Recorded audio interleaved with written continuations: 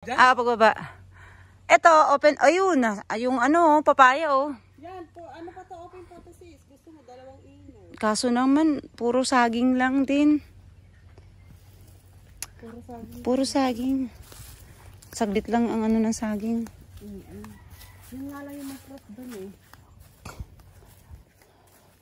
Ito yung sinasabi mong indang. Oh, tiny. Ito yung 200 meters away naman from SS Road. Maganda dito.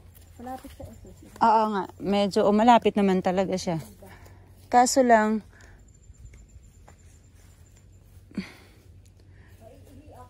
siya, umihi ka dyan. Sige. So, bali, ito nga lang. Ito lang yon. Doon, maganda sa kabila. Saan kabila? Patag sa kabila, iikot pa tayo doon. Sige, tingnan natin doon sa kabila. Baka makita to si, si Ate Beth eh. Kaya nga, pigil ko muna. Ng video kasi yung isa rin sa ano yan Oo. na pag may client siya. Taga-video ako niyan. Oo nga eh. Saan ka nag-work, kuya? Saan ka nag-work? Bahay lang. Taga-driver niya. Ba, mas mahirap kaya sa bahay. Mahirap maging yayo. Mas gusto ko pang magtrabaho kaysa maging yaya.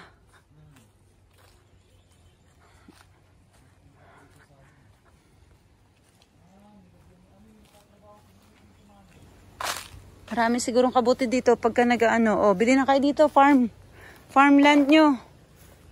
Tumitingin-tingin lang ako. Oh ha. Meron pang ano dito, oh. Ampalaya. Baka mamaya may bunga pa na ampalaya dito, ah. Saglit, asan ka? Mga ligaw na ampalaya nga. Eto, ayan, ano to?